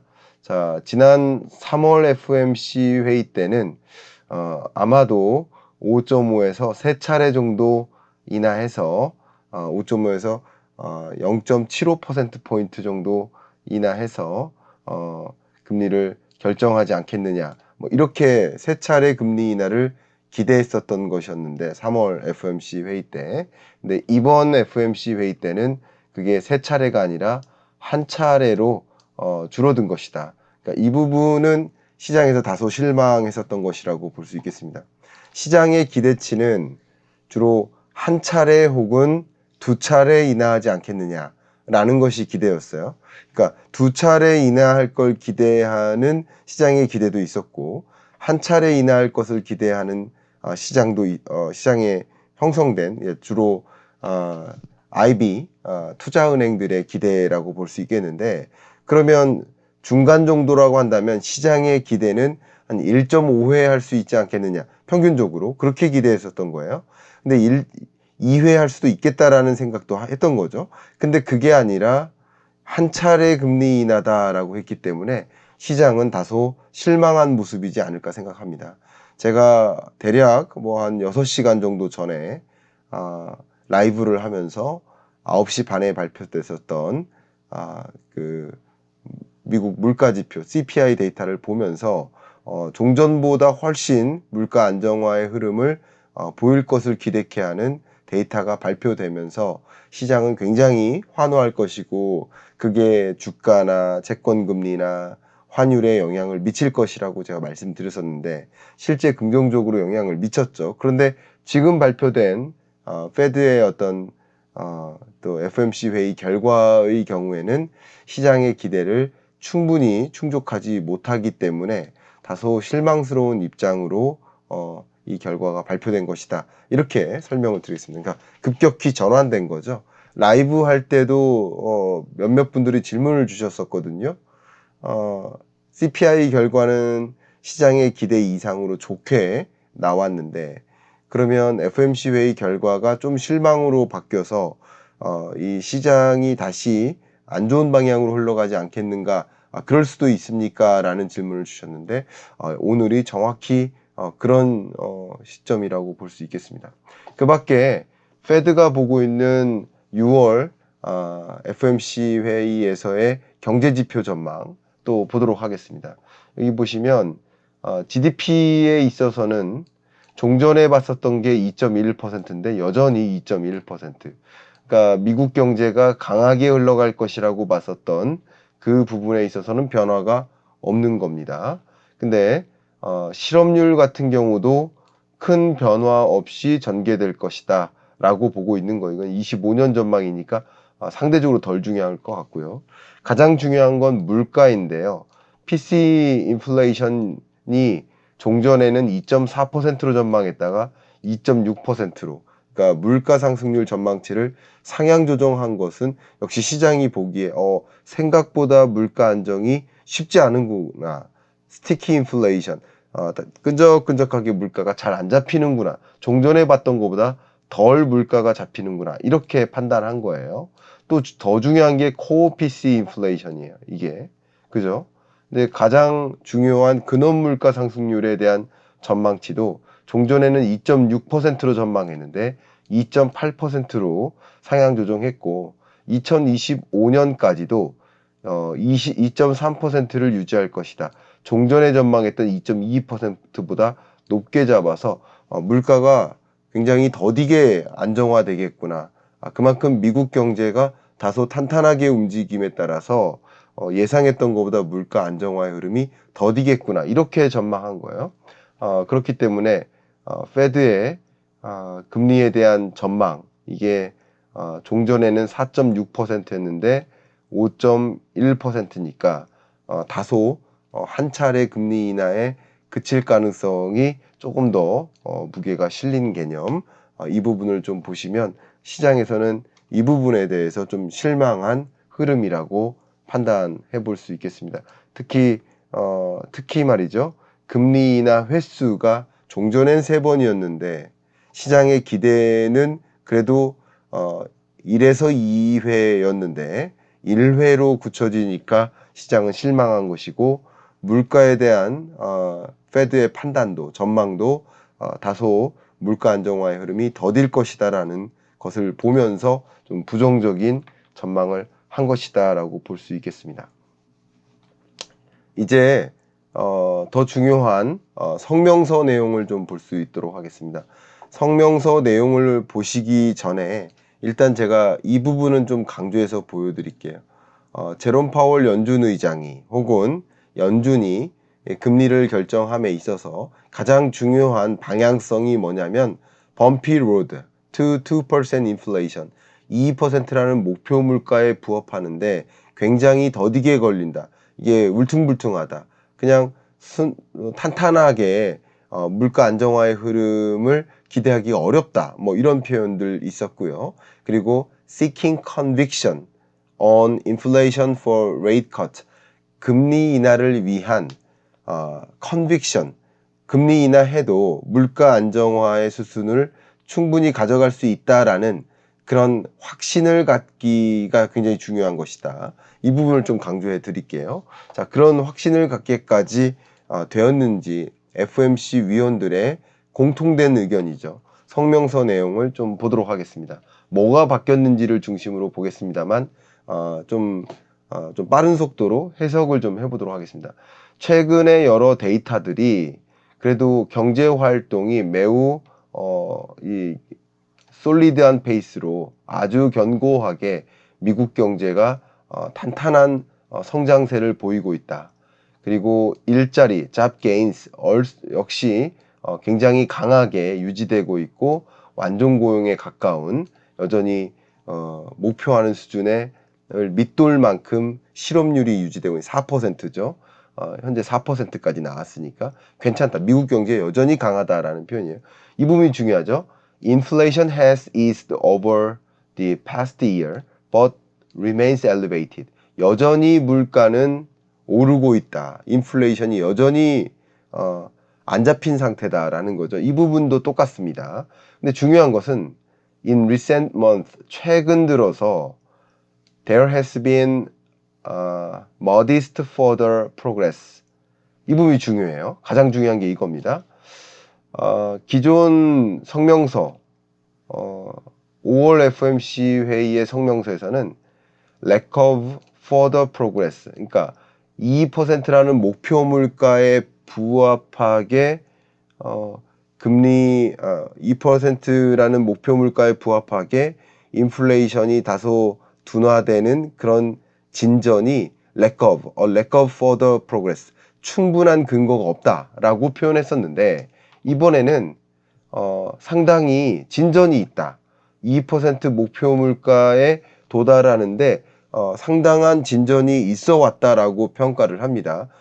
그만큼 물가 안정화의 흐름이 다소 진전이 있다. 그러니까 컨빅션까지는 아니더라도 지금 추세대로라면 2%라는 목표 물가에 정확히 부합할 수 있다라는 그런 표현이니까 예, 어쩌면 저는 제가 생각하는 어쩌면 이게 금리 인하에 대한 가이던스로서의 성격이 있지 않을까. 저는 파월 의장의 기자회견보다 성명서가 더 중요하다고 보고 있습니다. 왜냐하면 FOMC 위원들이 공통된 의사결정을 내리는 거죠. 그게 바로 성명서니까요. 파월의 나홀로 기자회견보다 이 FOMC 위원들의 일치된 의견이 더 중요하기 때문에 이것이 어쩌면 가이던스이지 않을까. 연내 금리 인하 하겠다. 물론 성명서뿐만 아니라 점도표를 통해서도 연내 금리 인하 하겠다라는 액션이 충분히 담겨 있고요. 한 회 인하하겠다. 그리고 물가 안정화 됐다. 어느 정도 되고 있다라는 표현이니까 이 부분은 긍정적이에요. 다만 앞서 말씀드렸던 것처럼 2회 인하를 기대했었던 시장이 어쩌면 김칫국부터 먼저 마신 거다라고 평가할 수 있겠죠. 그래서 CPI 데이터가 발표될 때 2회 인하할 수 있어라고 이렇게 기대를 했다가 2회 인하에 대한 기대감이 멀어진 거죠. 그 부분은 제가 구체적으로 왜 그런 것인지 설명을 드릴 수 있도록 하겠습니다. 그 밖의 내용을 좀 읽어보도록 하겠습니다. 커미티, 그 FOMC 위원들은 맥시멈 임플로이먼트, 그러니까 완전 고용을 이루고 또 목표하는 2% 수준의 목표 물가에 도달하는 것을 seek, 계속 추구하고 있다. 그리고 커미티는 다양한 리스크들, 뭐 인플레이션이나 인플로이먼트에 영향을 미치는 그 완전 고용과 안정적인 물가 목표에 이루기 위한 그런데 방해가 될 만한 어떤 요소들이 있는지를 우리는 계속 진단하고 있고 그렇게 과거부터 해왔다. 그래서 economic outlook is uncertain. 향후 경제는 불확실하기 때문에 우리는 여전히 인플레이션에 대한 리스크에 좀 더 집중하고 있다라는 표현이에요. 그 밖에 여러 가지 결정에 대한 문장들이 이렇게 나와 있고요. 좀 중요한 게 변화가 별로 없습니다. 2% 목표 물가에 이루기 위해 노력하겠다라는 내용인데 빠진 문장이 있죠. 이 보니까 커미티가 계속 QT 테이퍼링 얼만큼 QT 테이퍼링을 단행하겠다. 이 보신 것처럼 redemption cap on treasury securities from $60 billion to $25 billion. 이렇게 어쩌면 QT 테이퍼링의 양을 이렇게 조정하겠다라는 이런 문장이 있었는데 여기서는 좀 빠졌습니다. 어쨌든 가장 중요한 것은 제가 앞에 강조해 드렸던 lack of라는 표현, 상당한 물가 안정화의 진전이 부족하다라는 5월 달의 진단과 달리 상당한 진전이 있다라고 바뀐 거, 이 부분은 좀 긍정적이라고 보여지고 저희 생각은 어쨌든 2%라는 목표 물가를 이루는 데 있어서 가장 중요한 그런 연준의 태도에 있어서 그래도 변화가 있다. 이런 부분은 좀 진전이 있다라고 생각을 합니다. 이런 부분들에 대해서 시장이 긍정적으로 또 평가한다면 또 파월의 기자회견 중에 조금 더 비둘기파적인 그런 의견을 더 주목한다면 또 시장은 또 안정화의 흐름을 가질 수 있겠지만 어쨌든 시장에서는 이 2회 금리 인하에 대한 기대감이 좀 꺾인 것이 좀 크게 작용할 것이다.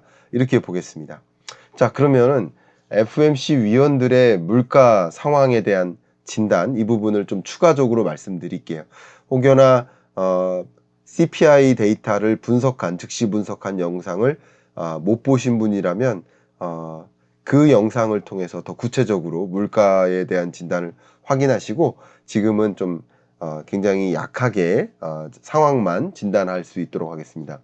어쨌든 오늘 조금 전에 발표됐었던 미국 시간 기준으로는 6월 12일 오전에 고용지표가 발표됐고 그리고 지금 방금 FOMC 회의 결과가 발표된 건데 어쨌든 3.4%에서 3.3%로 떨어졌었고 시장의 기대를 또 충족하고요. 또 근원 물가가 가장 중요하지만 3.8, 3.6, 3.4 추세적으로 떨어지고 있고 시장의 기대가 3.5였는데 그 시장의 기대보다도 떨어진 이런 CPI를 보면서 굉장히 안도를 했을 거라고 볼 수 있겠습니다. 여기서 또 중요한 것이라고 제가 생각한다면 저의 경우 가장 중요한 것이라고 본다면 슈퍼코어 인플레이션인데요. 코어 물가, 코어 인플레이션은 전체 물가에서 식료품 물가와 에너지 물가를 제외한 그게 근원 물가라고 볼 수 있고 근원 물가 중에서도 근원 물가에서 가장 중요한 게 쉘터이거든요. 주거비거든요. 근데 주거비의 기여도가 굉장히 크기 때문에 주거비가 떨어질 리는 없다. 주거비를 제외한 그러니까 근원 물가 중에서도 주거비를 제외한 물가 그걸 슈퍼코어 인플레이션이라고 합니다. 좀 정리를 한다면 전체 물가에서 에너지 물가, 식료품 물가 이게 급등락이 심하니 이걸 제외한 나머지 물가가 근원 물가인 거고요. 근원 물가 중에서도 특히 주거비 부분의 기여도가 크고 주거비가 굳이 이렇게 떨어질 리 없다. 그러니까 주거비의 상승률이 둔화되는 것인데 상승률이 아직도 5.4%까지 높게 유지되고 있으니 주거비가 쉽게 빠질 리 없다라고 보고 그 주거비를 제외한 근원 물가 그걸 슈퍼코어 인플레이션이라고 하는데 그 슈퍼코어 인플레이션은 심지어 0.04% 전월 대비 하락했습니다.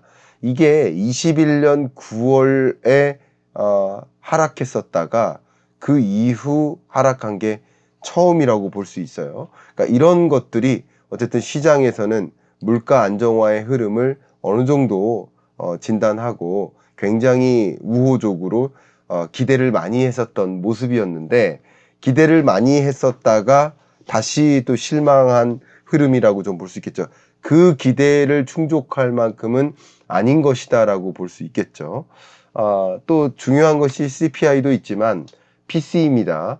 최근 PC 물가 상승률이 2.8%를 근원 물가 기준으로 2.8%를 계속 유지하고 있고 PC 헤드라인 같은 경우도 2.7%를 계속 유지하고 있는 이런 흐름 속에서 물가가 쉽게 잡히지 않겠구나라는 생각을 하던 터에 5월 말일날 발표됐었던 PC 결과 하던 터에 CPI가 굉장히 긍정적으로 전환했던 것이고 또 CPI 발표되자마자 지금 FOMC 회의 결과가 발표됐는데 그만큼의 기대를 또 충족하지 못하는 시장이 정말 좀 전에 웃다가 다시 우는 이런 현상이 지속되는 것이라고 저는 판단을 하고 있습니다.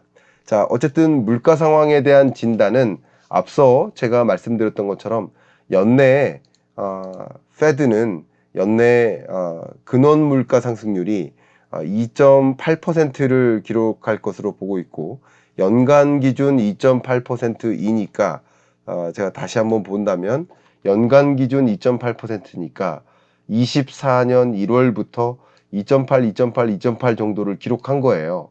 근데 연간 기준의 2.8%를 기록한다고 보니까 아무래도 24년 이후로 그러니까 이 5월 지표 이후로도 그 밑으로 쉽게 떨어지지 않을 것으로 전망하고 있는 거죠.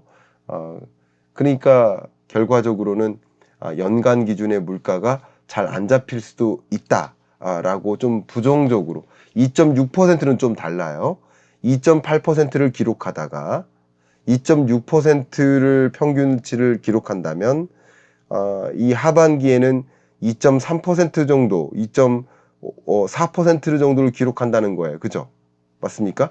2.6%를 기록한다는 것은 앞부분이 2.8%였고 평균 2.6이라고 한다면 그러면 뒷부분은 2.4%를 기록한다고 보니까 하반기 중에는 물가가 잡힐 수 있다고 기대하는 거예요. 근데 그게 아니라 2.8%를 전망하는데 지난 4월 달까지의 그 실적치가 2.8%인데 앞으로도 그러면 평균 2.8%를 유지한다면 그렇게 물가 안정화의 진전이 없을 수도 있겠구나라는 생각, 향후에 대한 그 전망, 이게 또 역시 시장 입장에서는 좀 부정적으로 작용할 수 있겠다라고 보게 있습니다.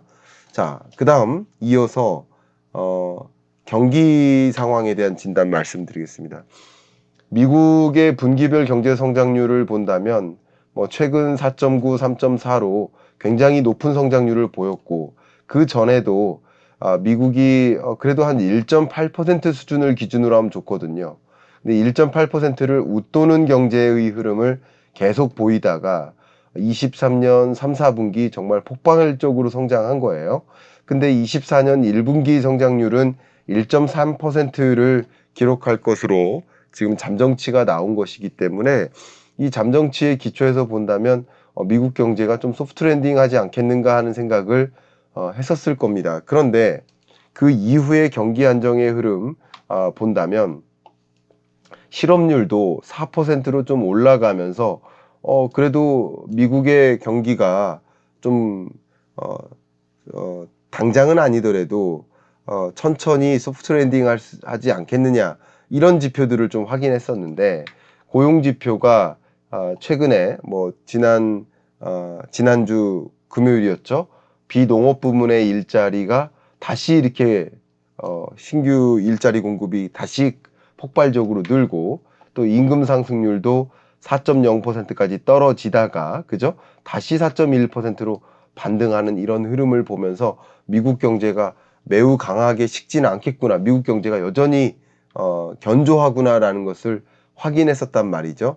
이런 흐름 때문에 물가 안정화가 쉽지 않겠구나라고 생각할 수 있어요. 다만 임금 상승률도 역시 기조적으로는 하향 안정화되고 있고 비농업 부문의 일자리도 뭐 늘었다 줄었다 하지만 어쨌든 일자리가 급감했었던 이런 현상 그리고 실업률도 기조적으로 상승하는 이런 흐름 이런 것을 본다면 미국 경기는 제가 진단하기에는 소프트 랜딩으로 진전이 있겠다. 그 밖에 나머지 고용 지표를 봐도 이 신규 일자리 공급 미 노동부 구인 이직 보고서상에서 나오는 잡 오프닝 건수도 어쨌든 줄어드는 이런 현상들 보면 추세적으로는 미국 경기가 다소 약화되지 않겠는가를 생각할 수 있겠고 마지막으로 일자리 부문에서도 비농업 부문 일자리 ADP 기준으로 봐도 이렇게 줄어드는 현상들을 보면 미국 경기가 고용이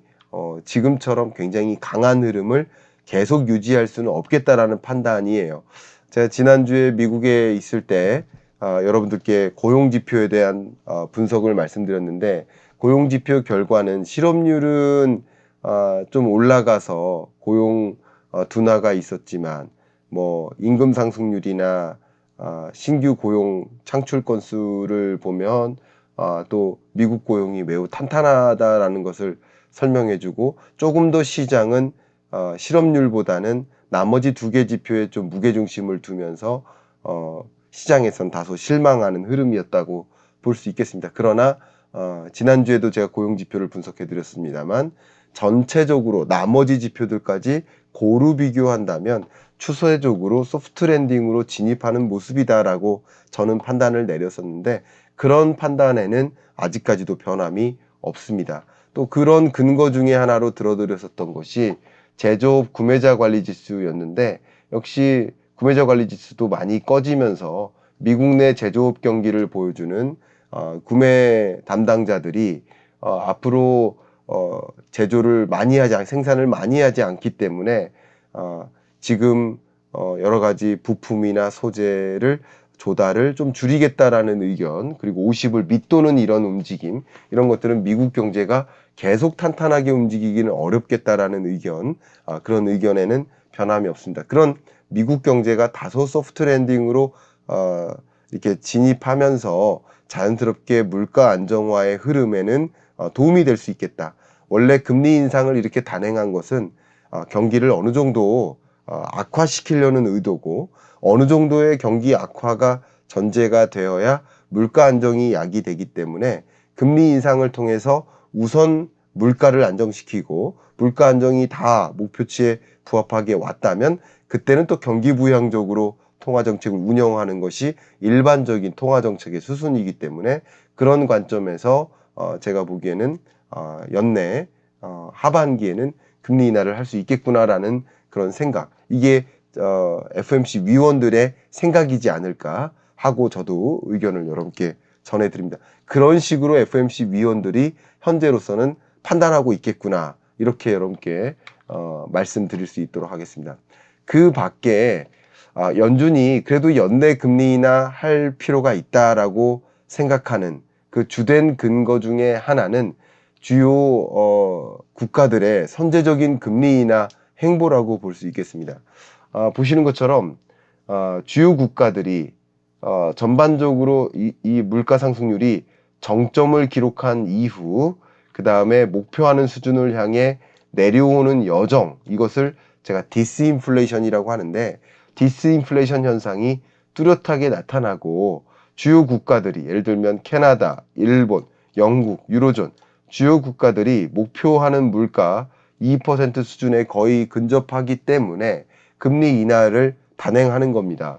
유로존 지난주에 금리 인하 단행했고요. 캐나다도 역시 금리 인하 단행했습니다. 스위스 3월에 인하했고 스웨덴 5월에 했습니다. 체코 2, 3, 5월에 연속으로 금리 인하를 급하게 단행했습니다. 멕시코도 금리 인하했고 브라질도 2, 3, 5월에 연쇄적으로 좀 급하게 금리 인하를 단행했습니다. 이런 행보를 보면서 아마도 미국을 제외한 그 밖에 달러 인덱스를 구성하는 주요 기축통화국들이 금리 인하를 단행하고 있어요. 캐나다, 유로존, 스웨덴, 스위스, 그리고 영국도 6월 연내 6월 이번 달 내에 금리 인하를 단행할 것으로 가이던스를 던지고 있어요. 그러면 이렇게 세계적으로 주요국들이 금리 인하를 단행하는 행보는 미국의 5.5% 기준금리가 상대적으로 더 높게 만들어요. 미국이 금리 인상을 하지 않아도 다른 나라들이 금리 인하를 하니까 상대적인 미국 금리가 더 높게 만들고, 미국이 금리 인상 행보를 함에 따라서 원했던 그런 목표에 더 근접하게 만들어줘요. 원래 금리라는 것이 절대적인 금리도 중요하지만 상대적인 금리도 중요하기 때문에 이런 행보도 보면서 미국도 혹여나 지금 금리 인하를 좀 서둘러서 하지 않아서 미국 자체적인 경기 침체를 또 야기하는 게 아닌가. 미국의 물가 상승률을 지금 5.5%를 훨씬 밑도는 물가 상승률의 흐름을 유지하고 있는데, 이런 상황에서 금리 인하가 너무 늦어져서 물가 상승률이 2% 언더로 떨어져서 디플레이션으로 또 치닫는 게 아닌가, 과도한 경기 악화를 만드는 건 아닐까, 이런 우려도 할 수 있게 만들죠. 그런 것들도 역시 미국의 나홀로 금리 동결은 좀 어렵게 만드는 어떤 백그라운드가 아닌가, 저는 그렇게 판단을 하고 있습니다. 자, 지금까지 말씀드렸던 내용을 좀 종합해서 이제 두 가지 남았죠.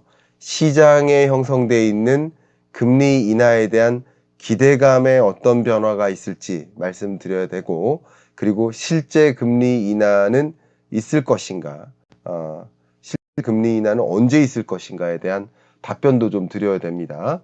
그 부분을 좀 말씀드릴 수 있도록 하겠습니다. 어쨌든 6월 12일 기준으로 CPI가 발표되기 전에는 47.5%로 11월에 금리 인하할 거야. 그리고 그게 한 차례 금리 인하로 끝날 거야 라고 생각을 했었단 말이에요. 근데 CPI 데이터가 굉장히 물가 안정화에 진전이 있는 것으로 데이터가 발표되면서 시장의 기대감이 굉장히 크게 고조됐습니다. 9월 달에 금리 인하 할 거야 라고 강하게 믿음을 형성했었던 구간이라고 볼 수 있습니다. 그리고 9월에 금리 인하를 하면 한 차례 쉬었다가 12월에 추가 금리 인하하지 않겠는가 하는 것이 시장의 기대였었어요. 이런 시장의 기대에 어떤 변화가 있는지를 좀 살펴보도록 하겠습니다. 제가 지금 패드워치를 지금 업데이트를 했고요. 지금 FOMC 회의 결과를 지켜본 우리 시장은, 또 선물 시장에서는 보시는 것처럼 아, 9월에 금리 인하는 하겠구나.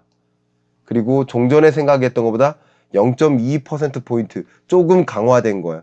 9월에 금리 인하하겠다는 것은 조금 더 확신을 갖게 된 거라고 볼 수 있겠습니다. 그죠? 그리고 역시 12월에 금리 인하 여전히 할 수 있겠다라는 생각은 갖고 있습니다. 어쨌든 시장에서는 이런 FOMC 결과를 조금 무시하고 그래도 금리 인하 여전히 단행할 수 있어 이렇게 믿고 있는 모습이라고 좀 볼 수 있지 않을까 생각하고요. 결국 이 부분은 시장에서 조금 과도한 금리 인하에 대한 기대감을 형성하고 있다라고도 생각이 됩니다. 왜냐하면 그 CPI 결과에 그 시장에 미친 영향들이 아직 존재하기 때문이라고 생각이 돼요. 근데 그 CPI에 대한 영향보다 FOMC 회의 결과에 조금 더 가중치를 부여하게 되는 과정에서는 또 12월 금리 인하에 대한 기대감이 사라지지 않을까 저는 그렇게 생각합니다. 어쨌든 하루 사이에 미국 12일 기준으로 미국 기준이죠. 12일 기준으로 CPI 발표 전에는 금리 인하 9월에 어려울 수 있다 이렇게 생각을 했다가 9월 인하설에 좀 무게를 두었었던 것이고 지금 FOMC 회의 결과에서도 결과가 발표되었는데도 9월 인하설에 대해서는 흔들림이 없는 입장이라고 볼 수 있겠습니다. 저의 경우에도 9월 인하, 그러니까 12월에 금리 인하를 단행하지 않는다 하더라도 연내 금리 인하를 단행하기 위해서는 한 차례 금리 인하 9월에 인하하지 않겠는가라는 생각이고요. 또 정치적인 판단도 여러분들 궁금해하시는 분들도 계시지만 역시 정치적으로 바이든을 좀 지지한다, 파월이 바이든을 지지한다라고 한다면 어쨌든 11월 대선 전에는 금리 인하를 한번 해야 되니까 9월에 인하하지 않겠는가 하는 생각, 7월이냐 9월이냐를 가지고 저도 제 채널에서 논의를 했었는데 9월에라도 인하를 하지 않겠는가라는 생각을 할 수도 있어요. 다만 트럼프가 당선 가능성이 만약에 높고 그리고 트럼프가 당선이 됐을 때 제롬 파월 연준 의장은 또 정치적으로 트럼프 마음에 들어야 되겠다는 생각을 할 수도 있거든요. 그런 관점에서는 트럼프에 베팅을 한다라고 한다면 이 대선 전까지 금리 인하를 안 할 수도 있는 거예요. 그래서 정치적으로는 어떻게 해석할지 모르지만 파월의 마음을 어떻게 합니까? 그죠? 그리고 저는 이제 정치적인 판단을 좀 배제하는 것을 개인적으로 선호하는데 FOMC 위원들이 다 하나같이 정치적인 의견이 있는 것이 아니고 파월 혼자 금리를 결정하는 것도 아니기 때문에 우리는 파월의 목소리를 통해서 FOMC 위원들의 생각을 정리된 생각을 이렇게 공유받는 것뿐이지 파월의 생각만으로 그러니까 파월만 정치적으로 의사결정을 내리는 게 아니기 때문에 파월이 정치적으로 금리 인하가 필요하다. 그러니까 여러분 금리 인하 해야 됩니다. 라고 이렇게 드라이브를 걸기도 어렵죠. 앞에 보여드렸던 점도표를 통해서도 확인하셨던 것처럼 이 금리 결정은 FOMC 위원들이 공통으로 하는 것이기 때문에 저는 개인적으로 정치적 판단은 배제하고 하고 싶습니다. 그러니까 여러분들이 어떤 것을 더 신뢰하실지는 모르겠습니다만 저는 개인적으로 정치적 판단은 좀 제외하고 말 그대로 데이터에 입각해서 판단을 하는 방식을 취하도록 하겠습니다. 자, 그러면 금리 인하 기대감은 여전히 9월이고 저의 금리 인하 시점에 대한 의견은 여전히 9월로 유지되고 있는지 말씀을 드리도록 하겠습니다. 그동안 제가 말씀드렸던 것처럼 지금 발표된 게 6월 FOMC 회의 결과고요. 그리고 7월 FOMC 회의가 있고 9월 FOMC 회의가 있습니다. 그러면 이 6월 말에 PCE 데이터가 한 차례 나오고요. 5월 PCE가 6월 말에 나오고요. 또 7월 말에 6월 PCE가 나옵니다. 그러면 두 차례의 PCE 데이터를 확인할 수 있는데 근원 PCE 데이터가 이 기간 동안 특히 6월 PCE가 7월에 발표되면서 2.5% 언더로 기록할 것인가 이게 관건이거든요. 이걸 언더로 기록할 것인가.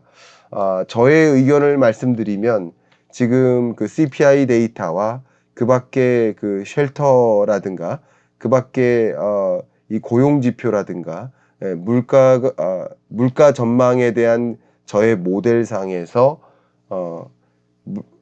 근원 PCE 물가가 2.5% 언더로 기록하는 2.4% 2.34%를 기록하는 지점을 저는 그 6월 물가 혹은 7월 물가로 보고 있습니다. 7월 물가. 그러면 7월 물가는 8월 중에 발표되겠죠.